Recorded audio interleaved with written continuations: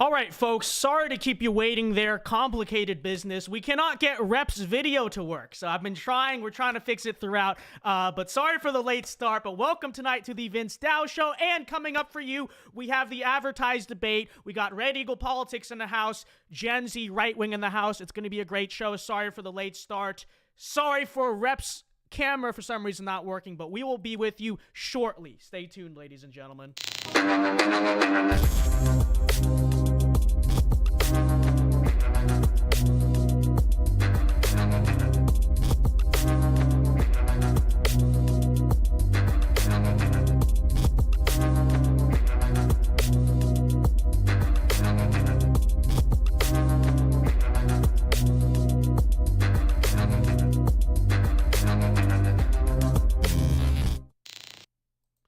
And we are live tonight from the great state of Florida. Welcome to the Vince Dow Show. I am your host, Vince Dow. And before we begin, everyone be sure to leave a like and subscribe right now if you are new to the channel. I know we started late, so I don't want to keep anyone waiting. We will try to get into this as soon as we can. But short introduction, as you know right now, the American right and the GOP is quite a bit divided because on one hand, you know, about half or so of the Republican Party, obviously, probably more than that, whatever. Long story short, there's a big debate going on. Who is our candidate going to be for 2024? Is it going to be Donald Trump? Is it going to be Ron DeSantis? When you go on Twitter, you can never really get a clear answer on this because the debate in many ways is very toxic. We want to bring you a more level-headed, serious discussion about this between like actual right-wingers who are coming about this in good faith, and so that way, you know, people can make up their minds. All right.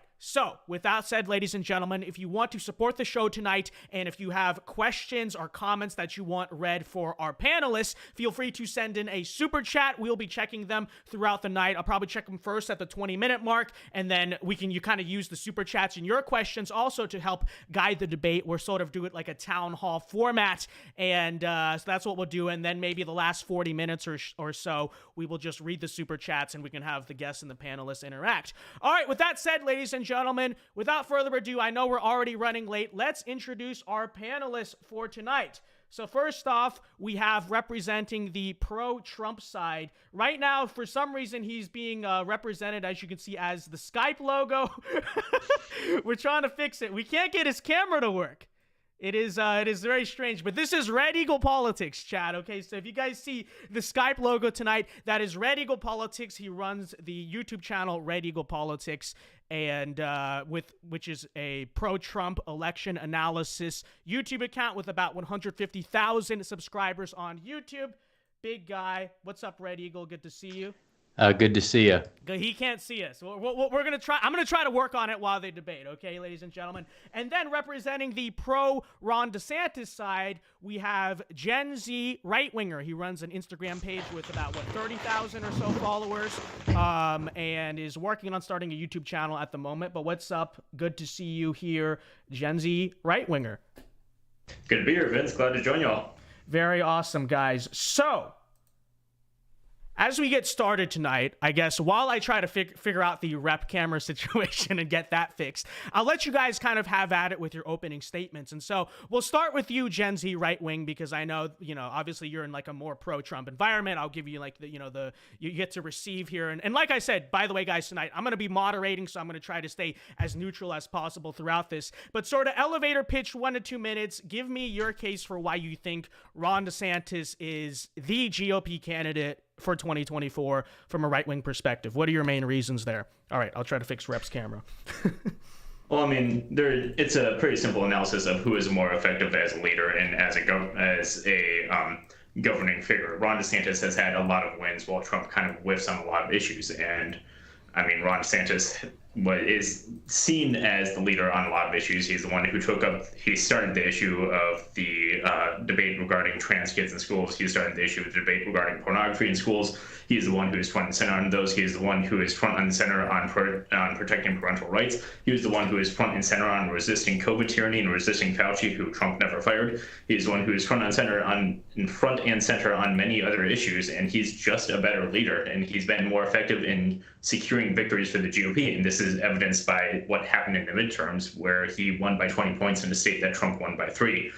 And, it's, in my opinion, there's really no contest between the two, because Trump has shown again and again that he's not capable of putting his own ego aside for the betterment of the movement. He allows people who are going to continue to be problematic into his circle. He's still having Jared Kushner whisper in his ear. He's still having Lindsey Graham whisper in his ear. He's still having a lot of people who are bad ideological figureheads surrounding him. And I mean, even his senior campaign advisor is somebody who had his wife and his mistress pregnant at the same time. To make a case for Trump to be the 2024 nominee, you have to not to cut you off there, but who is that campaign manager in question, just for people so that they know their names? God, I have to go look up his name. Steve something. I apologize for not knowing the last name. It's Steve something. I can look it up on my phone if you want me to, but he was someone who, I believe back in 2019, it was revealed that he had a scandal because both his wife and his mistress were pregnant at the same time. Okay. Senior campaign advisor for the Trump campaign. If you go look that up, you should be able to find the name. I didn't mean to cut you off totally there. Yeah. Anything else? Oh, good. I mean, that's just the gist of it. Is you have to, in order to make a case for Trump to be better than DeSantis, you have to prove that he's learned his lesson from 2020. And I just don't see that. So.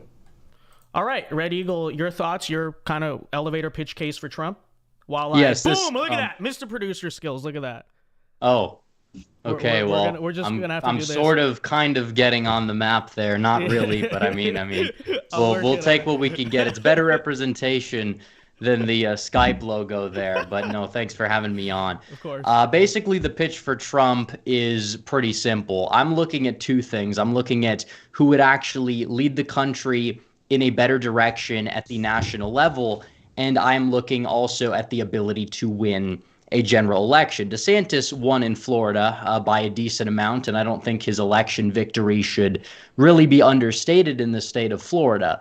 But at the same time, I do think it's important to note he was an incumbent governor who ran up against horrible opposition and outspent his opponent by $90 million or so in that race. But furthermore, I'm looking into the leadership. I'm looking into the national issues. I see trade. I see foreign policy. I see immigration. DeSantis has already served at the national level in Congress, and his record was a little bit iffy, to say the least. He's had a good record on issues like education and wielding some power at the state level, even though I think that it may be a little bit overblown by some of the conservative media propping him up. But you look at the national level and who's trying to get him to the national level. It's all of the people who opposed Trump for the wrong reasons back in 2016, whether it's the Bush donors or GOP mega donors like the Koch brothers or Ken Griffin. And these aren't people who, in my view, really represent those unique, actual, authentic conservative principles. So it is true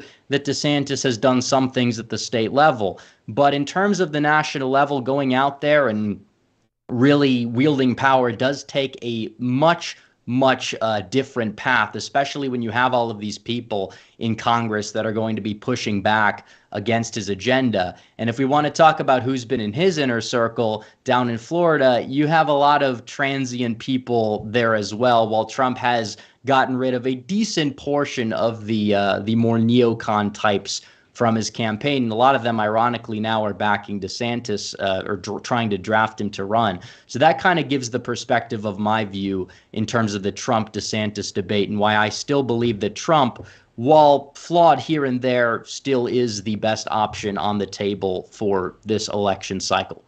So that's very interesting. I think, and in many ways, I sort of heard you guys say the same thing, but the case for your own candidate, right? So the two very big things I heard were electability. You guys both made the case for why your candidate was more electable. And then you talked about, obviously, agenda and, the type of people, each candidate surrounds themselves with. So I guess we'll start with you, Gen Z right wing. So I don't know, me personally, the way I see it is that I do think Ron DeSantis, to an extent, is more electable in, say, your American suburbs and the Sun Belt. But I'm a little bit skeptical of Ron DeSantis's ability to win a state like Michigan or Wisconsin or whatever.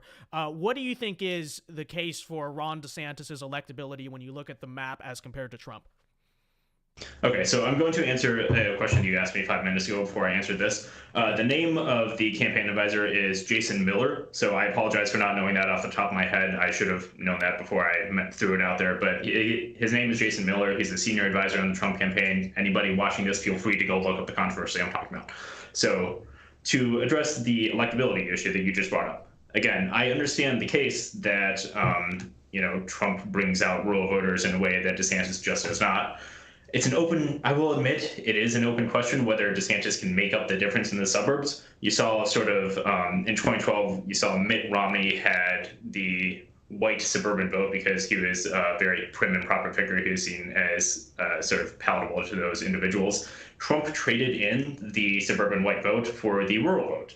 And so he activated the rural base in a way that's never been activated before. And kudos to him.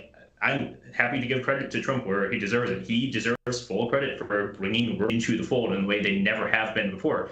And that's something that goes to him. The question is, the question you're sort of asking, I think, is if DeSantis can harness those same rural voters.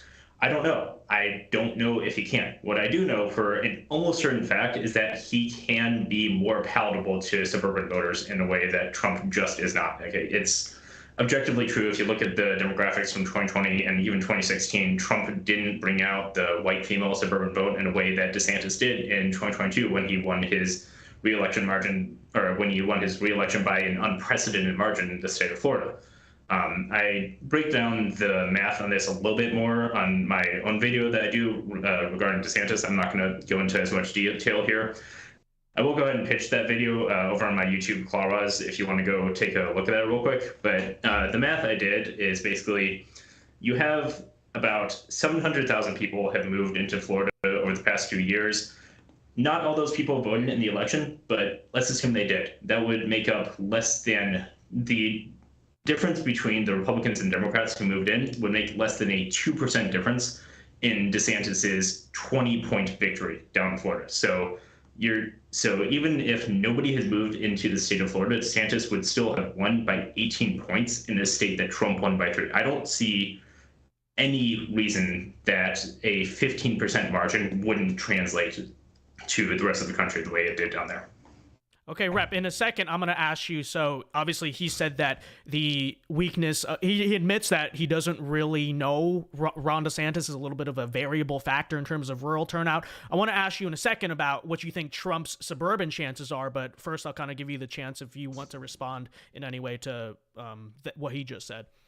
Well, I mean, it is true that it is a midterm electorate. Turnout was obviously lower. I think that if DeSantis was to run up against Biden at the national level in a state like Florida, I think he would win it by a sizable margin, an impressive margin even, but I don't think he would win it by, let's say, 19, 18 points. He might win it by 10 or even 12, and I think Trump will win Florida by more than he won it by last time as well because of the changes that we're seeing there to the culture and the political climate, and I think DeSantis does get some credit for that. I think it would be a little disingenuous to say that he wouldn't, but just because you're an incumbent governor running in a statewide election in a midterm year, it doesn't necessarily mean that you're going to win nationwide. I mean, John McCain won the Arizona Senate race in 2004 by 50 points before he got absolutely decimated nationwide. So there's a lot of factors that play into this. I'm not going to say it's, a one-to-one comparison there, but that's the way I see it. But Vince, what was your question?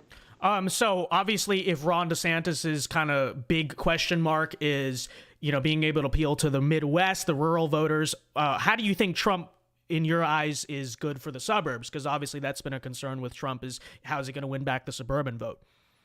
I would probably say that DeSantis would do a little bit better here and there in the suburbs. I think it depends on what suburbs. I also think it depends on the mechanics behind the Republicans' electoral strategy, because if he's going for high turnout in these, Midwestern white working class communities, some of them like Macomb County could technically be considered suburbs, he's going to have to turn out voters at high numbers. And whatever he loses or whatever in the, suburbs, he probably would make up in those other places. But it's also important to note that the suburbs are changing. I think that Trump definitely accelerated some of the trends in the suburbs in 2016 and 2020. But a lot of these changes, depending on the suburb, were happening beforehand.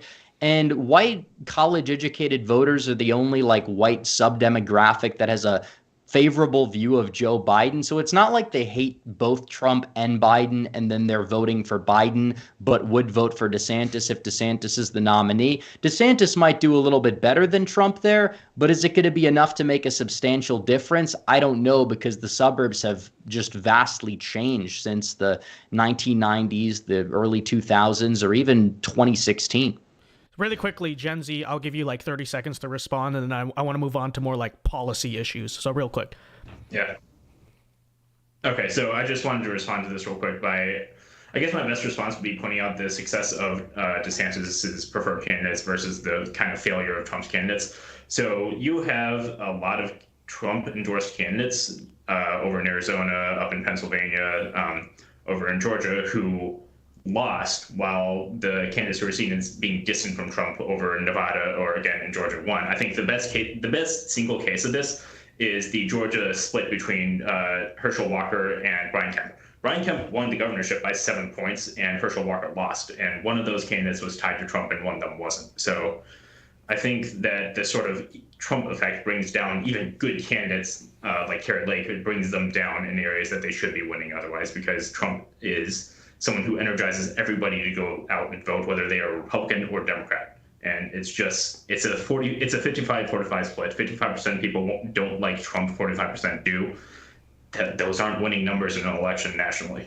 Rep, really quickly, like 10 seconds. Any thoughts there? Yeah, well, just the only candidate DeSantis endorsed in a primary was Laxalt. Trump also endorsed him, and they fall short barely. I don't think Trump is the main reason to blame. You could look at exit polls, you could look at whatever, but there's plenty of factors. The main reasons for the underperformance were mechanics and obviously fundraising, and you could look into the numbers here and there, and you could find out the disparities or why that exactly would be. But that's my take on the whole midterm thing. I think that Trump didn't really play that much of a role. And I think Herschel Walker was just a bad candidate. Shouldn't have endorsed him, but I don't think his tie to Trump is what hurt him in the state, because the MAGA LG candidate won by 5. So. All right. Well, thanks, guys. Again, if you have questions personally for our panelists, I know Burgundy Blue just sent in one. You can send them in as super chats, and we'll address those probably in about a few minutes here. But continuing a little bit now into, because honestly, I think that in my vision, at least, I don't know if you guys agree, either candidate can win if we really figure out like the electoral system, right? That's kind of my take on that, is that if we figure out how to, deal with their turnout and quote unquote harvest ballots legally, of course, for ourselves, that's going to be the strategy, is getting turnout. I think both of us, all three of us would agree on that. But let's get a little bit now into the kind of policy aspects of this, and of course the famous saying is personnel is policy. So I guess we'll start, since we started with Gen Z before, I guess we'll start with you this time around, Rep.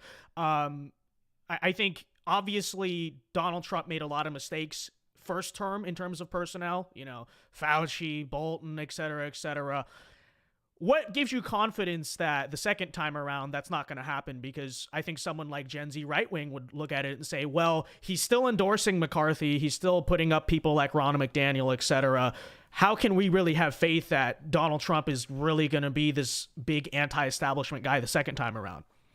Well, I mean, we don't honestly know to what extent it's going to be. I will say that. I think that the silver lining in it is that he has it, at the speech that he gave at CPAC, at other recent speeches he gave in Iowa. He said that he made bad personnel hires, or he put rhinos in his cabinet just because he didn't know how to navigate the swamp. And he claims that this time around he will know how to navigate it. I don't know who he's exactly going to prop up. I know Lindsey Graham is out there on the campaign trail, and even then he's said at rallies with Graham that he doesn't agree with him on everything. So I don't really know what's going to come of that. But I will say that next time around, he definitely doesn't have those people in his campaign early on. You do tend to reward the people in your campaign early on. And if you look at somebody like DeSantis, he's being backed by a lot of people. His lead advisor down in Florida, is Christina Pushaw. She's been a member. She's been at many WEF conferences. She said the best night of her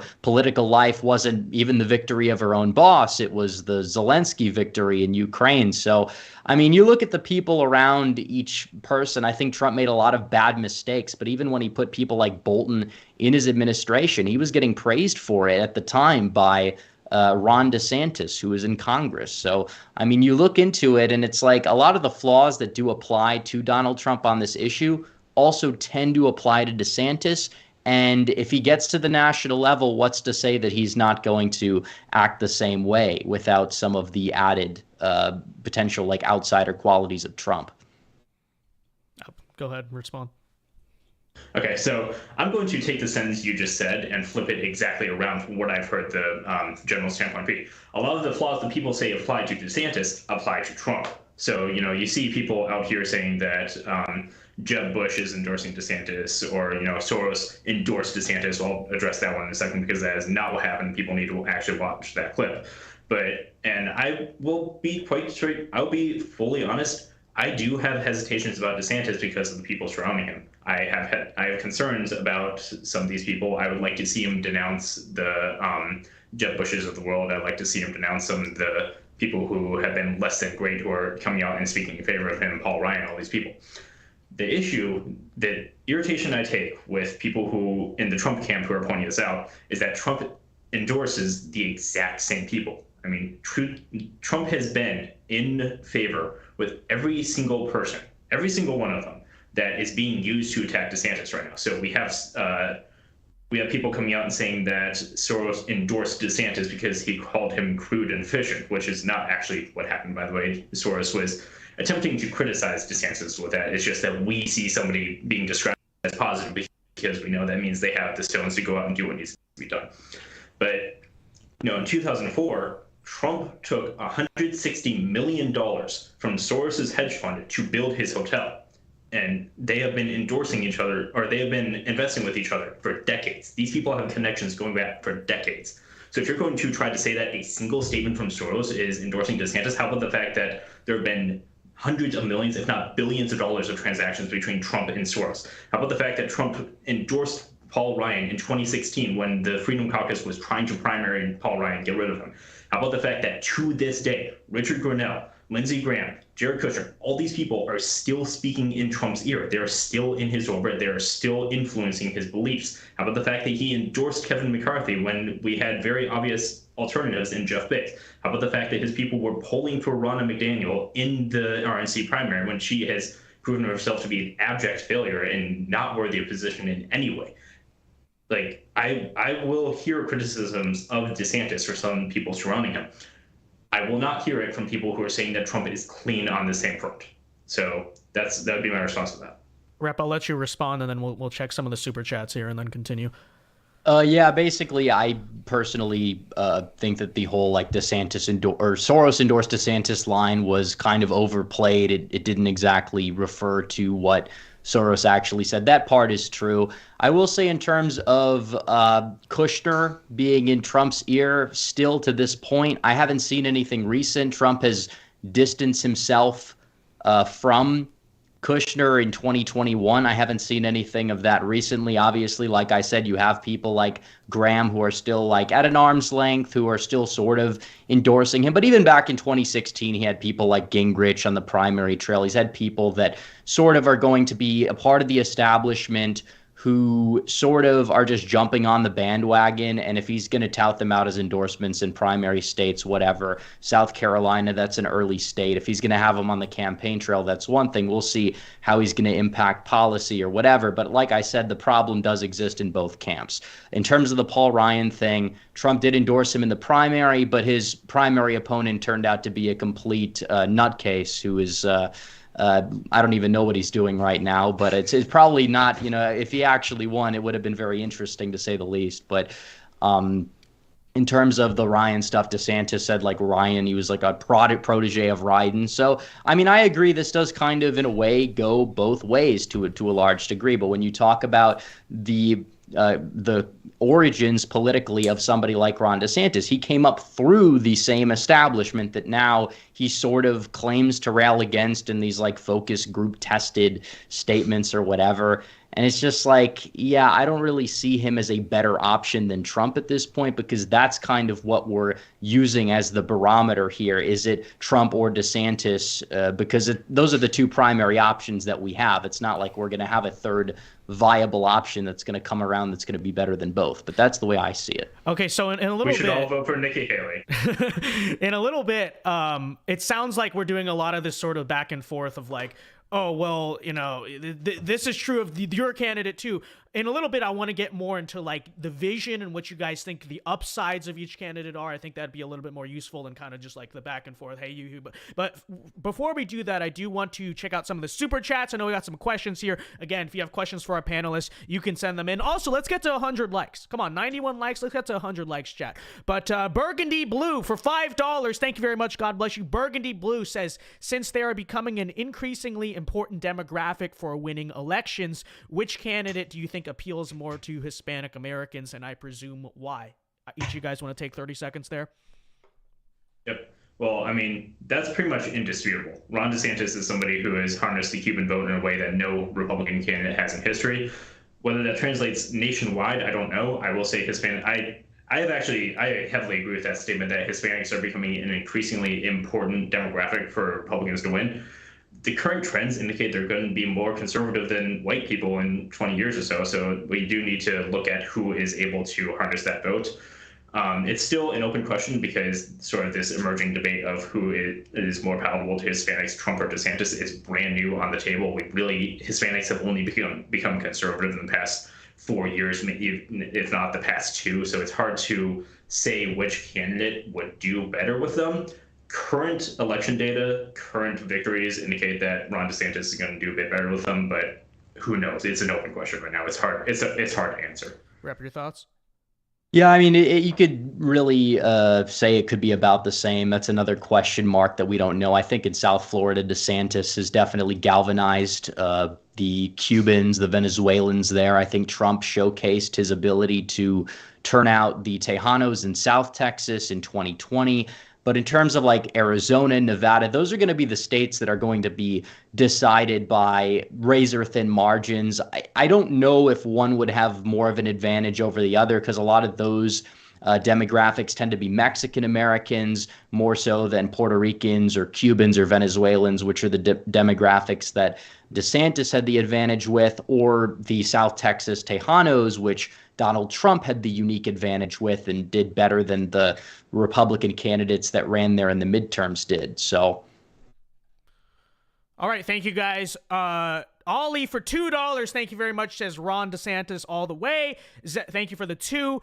Zeb for $10, thank you very much. Zeb says, if Trump isn't on the ballot for the general election, it will hurt local politics. The timeout that Trump brings is felt in local politics because he brings people out that would otherwise stay at home. Thank you for the $10, Zeb. I suppose Gen Z right wing, if you want to respond to that, because I do think that is a valid point, that especially with the new style of elections, you need someone who really like turns out and gets people, you know, your rural local people actually showing up. What do you think?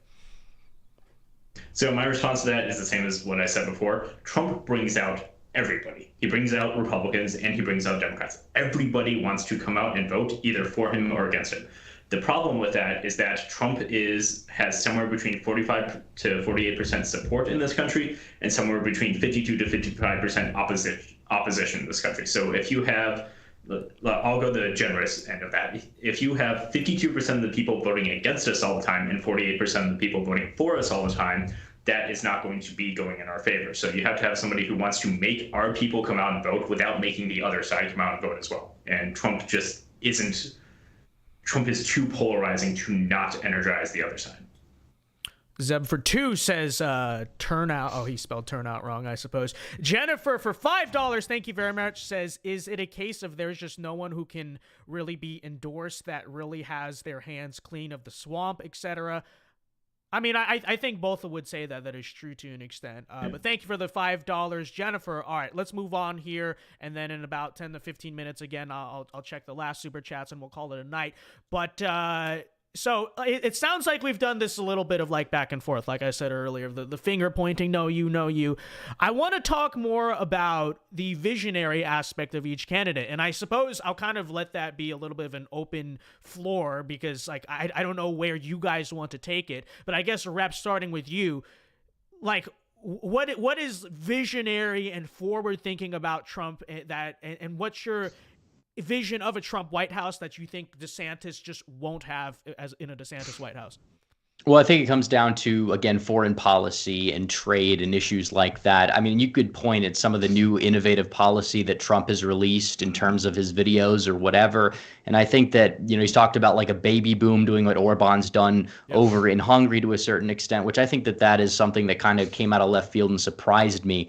But I think in terms of the main issues at the national level, like foreign policy, he is somebody who kind of just manned the world stage unlike anything we've seen at least in my lifetime, in terms of just going out there, renegotiating with NATO to get other countries to pay their fair share of their military. He also sat down with world leaders that we didn't really expect to see sitting down with him. He negotiated peace deals in the Middle East so we don't have to be involved over there as much. And I mean, that's great, honestly. And I think we need to see more of that. And when it came down to DeSantis, he's somebody who will say one thing if he's asked a question about Ukraine by Tucker Carlson, and then when he's asked a question by Piers Morgan, basically is giving a little bit of a different answer. So I think in terms of the consistency on the issue of foreign policy, trade, bringing our jobs back, protectionism,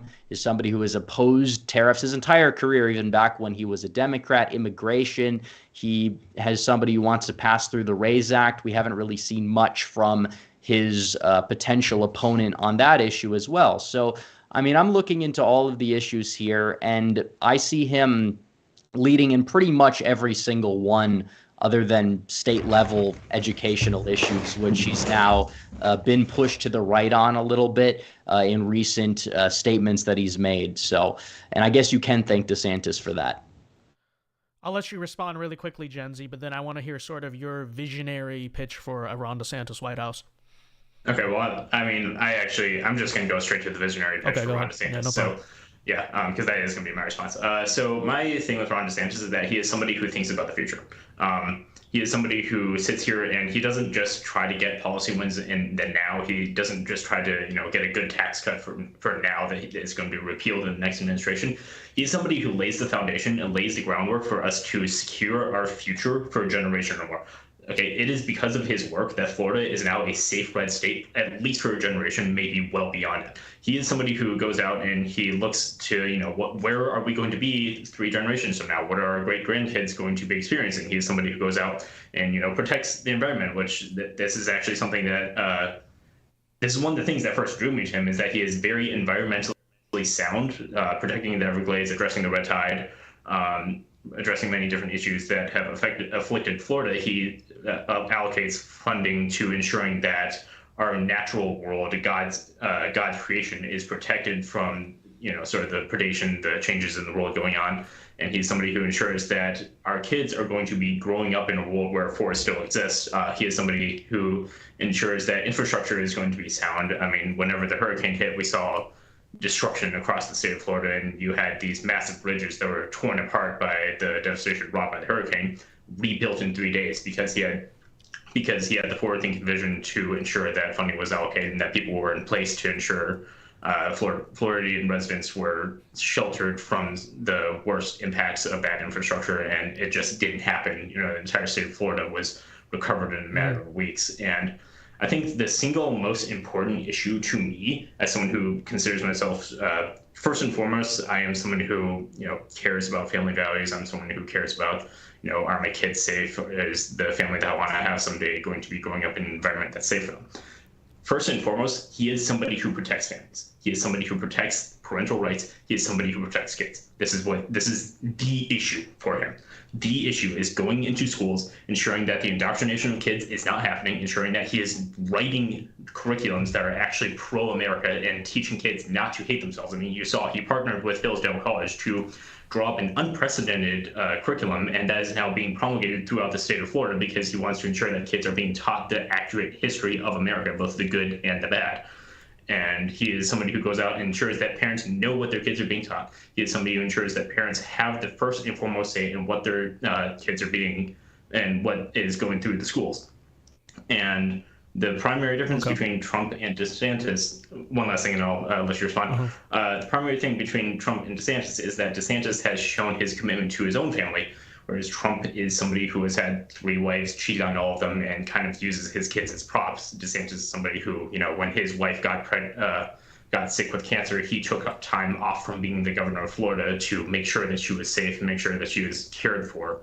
And that right there, more than anything else, speaks to his character, in my opinion, and the fact that he's somebody who's going to protect the next generation. Well, okay, so I'll frame it this way. So I guess to wrap, right, my question would be, I think one of the issues, perhaps, or the criticisms of Donald Trump might be that he is not really a visionary, or maybe he is, but he's not a super ideological guy, right? So in 2016, he ran on this campaign of, populism, drain the swamp, anti-establishment, all this stuff. One could argue that maybe a big reason why his first term sort of got compromised by neocons, you could say, is because he didn't really ever stick to one idea because he's not an ideological guy. He's kind of fluid on those issues, and that could be seen as a criticism of Trump. What do you think of that, and how confident are you? Because we are seeing a lot of good, solid policy proposals from the Trump campaign right now. How confident are you that the second time around he's actually going to stick to that and not, just kind of cave on like the first time, or not even cave, but maybe shift because he barely remembers in a sense what he ran on? Well, I mean, now there's paper trail on it more so than there was before. I do think he kept most of his promises. I think that there were some legitimate criticisms about policy here and there. I think that you could point to maybe some remedial gun measures, like the bump stock ban was obviously something that was not a good thing, did not help him. It actually hurt him among a decent portion of the more libertarian-minded voters or whatever. So obviously we don't know. I don't think you're going to see 100% of Trump's policy plan get put into action. I don't even know if you'll see even half of it. But I think that if you look at the other side, I don't think that's going to be viable in this political climate, especially with everything that we see in Washington with gridlock, no matter who the president's going to be. So definitely it's something that needs to be looked into, and his feet do need to be held to the fire, just like DeSantis's feet would need to be held to the fire if he was to get the nomination. So I think it really depends. But now there's a paper trail. He's proposed certain policies that, it's easier to put those into bills, but you got to still work on reworking Congress and getting Congress on your side in order to do it. And that's why some of these down ballot races matter just as much as the presidential race does. I guess, Gen Z, what do you think of the current policy proposals from Trump right now? Because me personally, I'm kind of pleasantly surprised that I think I've never really seen Trump do that, right? Sit down and lay out these policies. What do you think? How confident are you that he would hypothetically follow through on them, et cetera? So 2 parts that I want to address here. I will say I'm very pleasantly surprised, like you are, with the policy proposals by Trump. A lot of people on my side, on the DeSantis side of the thing, kind of laugh when he proposed the big cities and the baby boom thing. I think those are great. I think that's fantastic policy. I think it's the sort of forward thinking that we need. My concern is that it's going to be the exact same thing as last time, because Trump came into 2016 with all these massive promises, all these railing against the establishment, talking about how he's going to gut the bureaucracy. And then he went in and he never did it. And this is, again, just the biggest difference between Trump and DeSantis is that whether you think he's bought or not, DeSantis is somebody who has his principles and stands by them. He doesn't cave to other people. And I mean, the biggest example to me of this is whenever Florida legislators, or rhinos, if you will, were trying to sort of whiff on the issue of how to draw congressional districts down in Florida, because the media was calling them mean and racist because they were drawing it a certain way that was going to split up a Democratic district. DeSantis just pounded them into the sand and said, no, we're doing it this way. Who cares what the media says? Trump doesn't do the same thing. The primary thing that motivates Trump above all else is his untamable desire to be loved, his need to be seen as the good guy in people's eyes, and his need to be praised by everybody surrounding him. And that opens the door for all the same people who caused the problems, who caused the issues with his last administration, to come back in again, because, you just compliment his hair or whatever, and you're in his good graces, and then you get to undermine his agenda from within.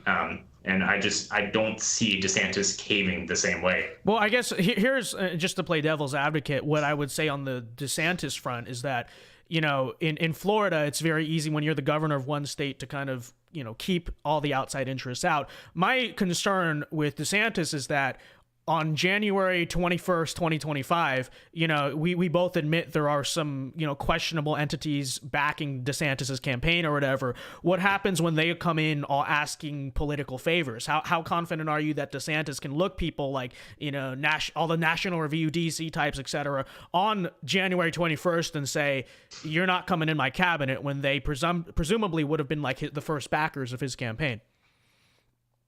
So I will say that is like I said before, that is a concern of mine. But the way I view it is that it is an absolute guarantee that Trump's ego will come first to him. Because everything about Trump everything that Trump puts forth is always about Trump. It's always about him feeling like he is loved.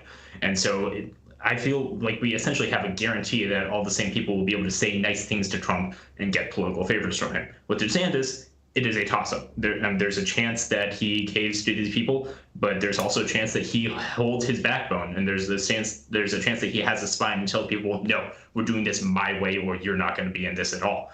And so I'd rather take the chance that we actually get a future for conservatism than what I feel is a guarantee that nothing happens a second time around. All right, Rep, I'll let you respond in a second, but first let me get to some super chats here. Stephen Lee for $2 says, Trump 2024 all the way, get him, Rep. Thank you, Stephen Lee. Ollie for $5, thank you very much, says DeSantis is the better choice. He could serve 8 years. Trump could only serve 4. Well, I mean, hypothetically, with that logic, you could get them both for 12. But okay, thank you for the $5, Ollie. Appreciate the support. Dollar for a dollar for dollar says, what are y'all's thoughts on Mr. Beast and Joe Rogan? Any thoughts, guys? I am generally a fan of both of them. I like them. I like the things Mr. Beast does. I despise the criticism against him. I personally don't like watching his videos that much. It's a little cringy to me, but I think he's a good person, and he takes the money that he gets and does with them. Same thing with Joe Rogan. I don't agree with a lot of the things he says, but he has on everybody from across the aisle, and he gives a platform to people who might not have had one otherwise. So I'm fond of both of them. Rep? Yeah, I mean, I don't entirely disagree. I mean, you see a lot of these like crazy left-wingers going out there and just attacking Mr. Beast for giving back to the community, basically. And it's like, yeah, okay, right. well, Well, they're not doing anything. Exactly. Yeah, Especially a lot of these like, left-wing streamers that rack up the tens of thousands of dollars and then just sit on the money every month. But yeah, I agree. Mr. Beast, he does some good for the community. Joe Rogan, he, politically, I'm not fully in agreement, but, he does platform a lot of ideas. And I guess that's a better thing than a lot of what our mainstream media does. So I put out a poll, obviously Trump or DeSantis, in the live chat, and this is very interesting. I think there's a silent majority of the fan base that's with Trump, because every time I talk about this issue, it's like a lot of you guys, you DeSantis people, are very, very loud. But then whenever I put out the poll, Trump like dominates it, which is very interesting, just to say the least. But all right, that's the results right now, 75-25. Dollar for a dollar for dollar says, get Brandon Tatum on the show at some point. We definitely will. We'll make it happen. Zachary for $5, thank you very much, says Gen Z conservative. Made a great point. I've been following the Bright Line project, and it's objectively our best shot at good national passenger rail. Thank you for the $5. I don't know if you guys really quickly have like one or two sentences about that. Brightline? I don't know what that is. I have never heard of that before, so I don't know what it is. Okay, Zeb for $2 says, is Brightline even a top 100 issue? Zach, you might need to teach us what that actually is there. And Burgundy Blue for $5 says, what are some positive aspects Rep and Gen Z right wing can say about each other's candidates? Well, actually, I was about to get to that, but I guess we can do that since you sent the $5. Thank you very much. I don't know, each of you guys, what's the nicest thing you have to say about the other candidate? Kumbaya. Well, do you want to go first or should I? I could go first. I think that the redistricting thing he did was great, and it definitely helped save the House in part, along with the New York lawsuit and overperformance there. And he did fight for that. It was very good. Also, the educational reform he has been doing. I mean, like, it's not been perfect with the whole like, oh, we're going to push back the gay sex talk to fourth grade or to fifth grade or whatever. But he has fought the legislature on that as well. But he has passed a lot of great educational legislation, which again, good governors do, and it is more of a state issue. But he's done a good job as governor.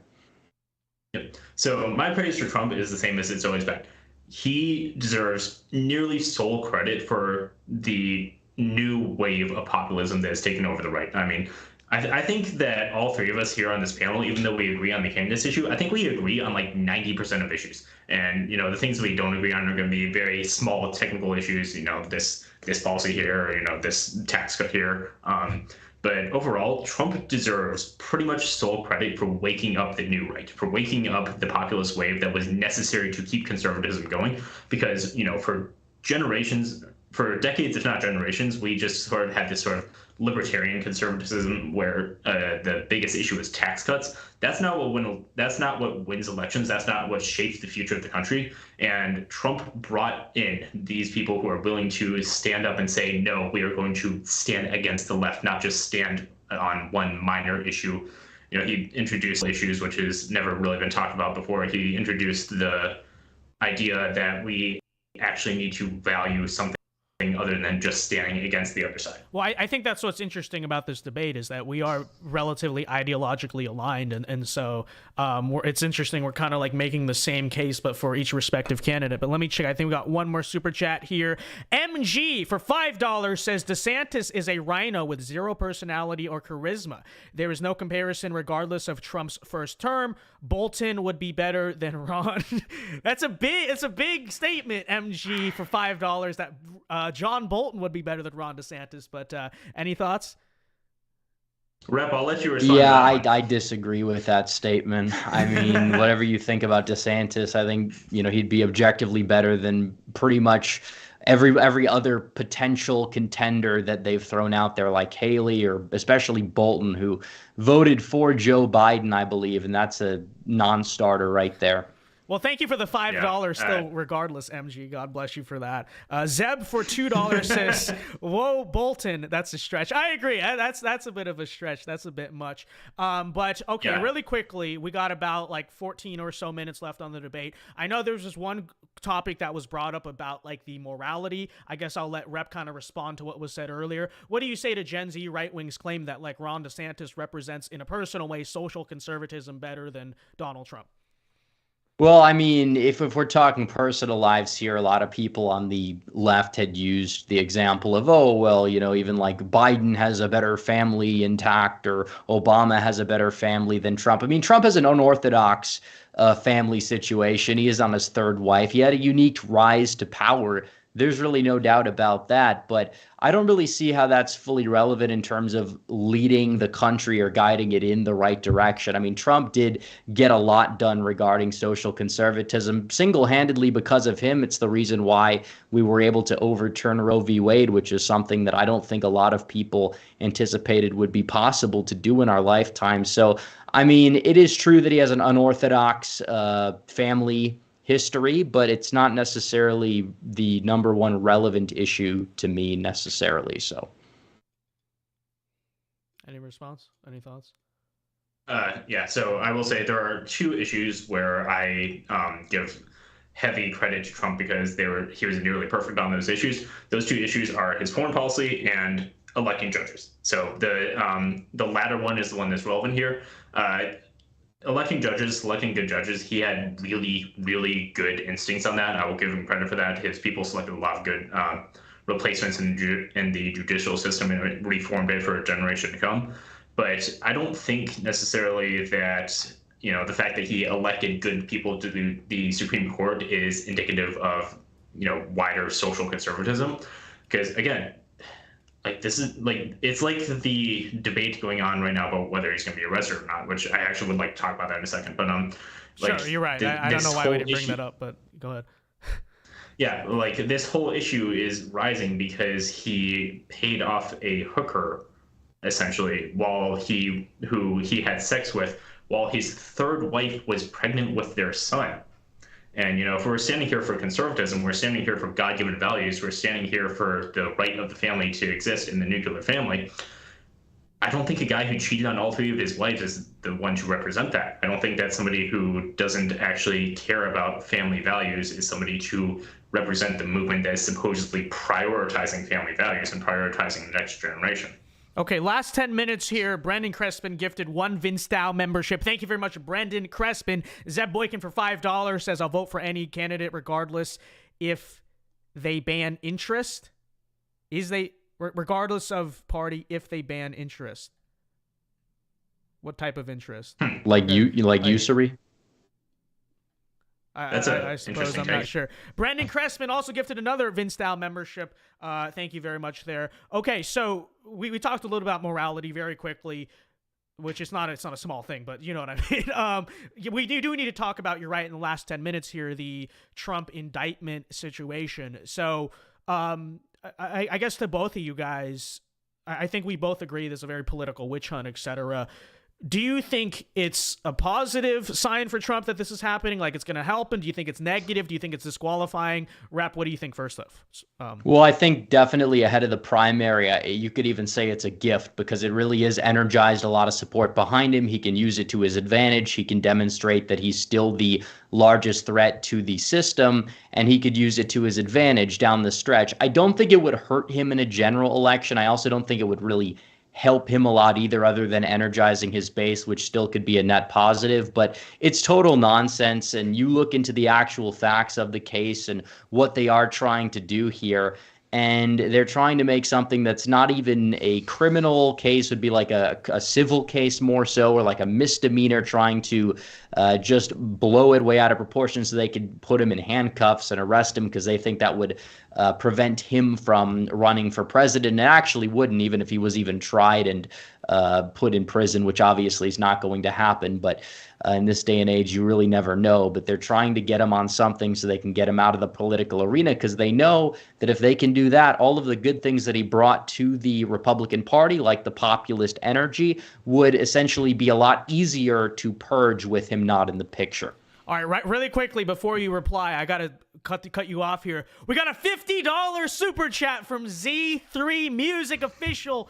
Big super chat from Z3, and he or she says, Dems wouldn't attack Trump like this if he was not a threat, but Ron has a winning record. Trump has lost 3 straight elections, technically. Ron won Florida by a slim margin and had the only red wave in 2022. He's winning, period. Thank you for the huge super chat. $50, Rep. 1 or 2 sentences. Do you have any response to that? Well, yeah, I don't think it's really, I think it's a little disingenuous to blame him for 2018. All presidents, when they're in power, they lose seats. And Trump arguably sent down his people to save the DeSantis campaign then. So he kind of gave DeSantis the spotlight, which is why I think that he feels a little bit perturbed that he's going to potentially run against him. So. All right. Again, thank you for the $50. And any last super chats, we're going to end in a few minutes. Send them in now. We're closing out the tab. But yeah, Gen Z response to, what were we talking about? Oh, the indictment. Your thoughts on that? So 2 issues. So I will say I fully agree with both of you. This indictment is political in nature. It's based in no sort of foundational legal stability. There's nothing. It's not really something that should even be brought up. Federal prosecutors refuse to go after it. So I will defend Trump on this. He's not a criminal in this case. He hasn't done anything illegal. What he did was immoral, obviously, but it's not illegal, and them going after this is politically motivated. I will say, and this is, I will say up front, this is not based in any sort of evidence. This is just what I'm thinking about the situation. I have to wonder if they are doing this because they want Trump to be the nominee, because this is going to be an optics boost for Trump. Like, they drag him out in cuffs. It looks like they're affirming everything that he has said. And it looks like they're affirming that the system is out to get him and therefore out to get us. And I don't these people are idiots. I don't think they're so stupid to think that him being in cuffs is actually going to look bad for him to his base. So I have to wonder what their motivations are. But yeah, I mean, this whole thing, it's a sham. It's fallacious. Yeah. It's not honestly motivated. It's pure politics. Rep, really quickly, any final thoughts on that, and then we'll go to closing statements. Well, no, I agree that it's definitely something that will bolster Trump, at least in the primary, and I don't believe that it would hurt him in a general. And it is possible that he's kind of playing this up as well because he knows that, and it's honestly good political strategy for him to do so. All right, closing statements, 30 seconds to a minute each. What do you got? Any last thoughts here on the Trump DeSantis question? Whatever you want to say. Okay, so the one thing I wanted to address, I am very glad that you specifically did not bring up any sort of mention of loyalty, because that's a word I've seen thrown around a lot by the Trump camp. However, I just want to put this out in response because a lot of people are going to be viewing this who are pro-Trump because, you know, Vince himself is pro-Trump. Obviously, I'm talking to a pro-Trump person on the debate here. I just want to say the claims of loyalty are one of the most infuriating things I've ever seen, because why does everybody but Trump owe loyalty to other people? Where is Trump's loyalty to the voters who trusted him enough to elect him, and then he allowed Fauci to shut down the country, and then he allowed Black Lives Matter to burn down entire cities, and he didn't do anything about it besides tweet law and order? So the loyalty argument is irritating to me because I don't feel that you have to be loyal to somebody who has been disingenuous for, at this point, years on end, and somebody who's been disloyal to you is not somebody you owe loyalty to. So I just wanted to address that. I'm glad we had a healthy debate here. I'm glad. Last thing, I'm glad we had a healthy debate here. I'm glad we got along nicely. I'm glad we were able to have a civil discussion. Definitely. I think we should do this again throughout the months through the primary, because I'm sure both of you guys have more to say and stuff. And I will say just really quickly on the loyalty front, I think me and Rep agree we should pick the best candidate. Rep, your closing statement? Yeah, it has been a good, productive discussion. There's a lot of not so productive discussions that go on. There's definitely a lot more unreasonable people in the DeSantis camp than you, and I'm sure there's some people in the Trump camp that are a little bit more unpalatable than I am, but that's beside the point. I agree in terms of the loyalty. I think that it really will be decided by the whole primary. If Trump has earned the loyalty, he's going to have to earn the votes of these people, and we'll see down the stretch how the campaigns really shake out. But I do think Trump has the upper hand now. I still believe that he is somebody who is going to be able to go out there and attack both party establishments, and hopefully he does get a second term and learns from whatever mistakes that he's made the first time around. All right, well, thank you guys both for coming on. Let me check some super chats really quickly here. Joshua for $2. Thank you very much. Good to see you. Joshua says Trump didn't even sleep with Stormy. She admitted it. Thank you for the $2. Any comments there? I mean, there's a paper trail and there's a non-disclosure agreement that was signed by Stormy Daniels. That's actually why the reason she had to pay him is because she violated the NDA. My response to that is, why does an NDA exist if nothing happened? Z3 for $10. Thank you very much, Z3, for the big support tonight. God bless you. Says every major candidate that Trump backed in 2020 and 2022 lost. Ron won slim in 2018 and won by 1 million last cycle. Trump needs to get off of blank. Can't say that on YouTube. But thank you very much for the $10. All right, ladies and gentlemen, we will wrap up the debate here. I just want to say to both of you guys, thank you for coming on, and let the audience know really quickly where people can find you guys. I guess. Red Eagle Politics on YouTube. You could search it up. It'll come up. Also at Red Eagle Patriot on Twitter and Instagram. So yeah, that's pretty much it.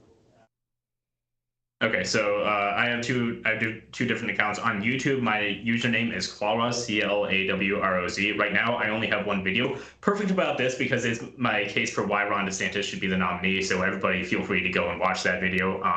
Over on Instagram, I am GenerationZ.rightwing. You can give me a follow there. I do sort of daily news posts. I share my opinion on stuff. I share what's going on in the world. So yeah, that's where you can find me over there. All right, thank you guys both for coming on. I want to do more of these debates, chat. What do you think? Like a debate weekly or something, or panel, whatever. I feel like it'd be fun. Let me know. Thank you all for tuning in tonight, ladies and gentlemen. Hope you enjoyed. Hope you got some valuable insight. Everyone, before you go, be sure to leave a like on the video right now. I can't see how many likes we're at. Be sure to leave a like, and be sure to follow both of our panelists on social media. All right, ladies and gentlemen, that'll wrap it up for tonight. Thank you to everyone who tuned in. We'll definitely do this again sometime. And be sure to join us tomorrow night for our nightly episode every weeknight of The Vince Dow Show. See you tomorrow at 8 p.m. Eastern Time. Until then, God bless you all. Alpha moves only, and peace.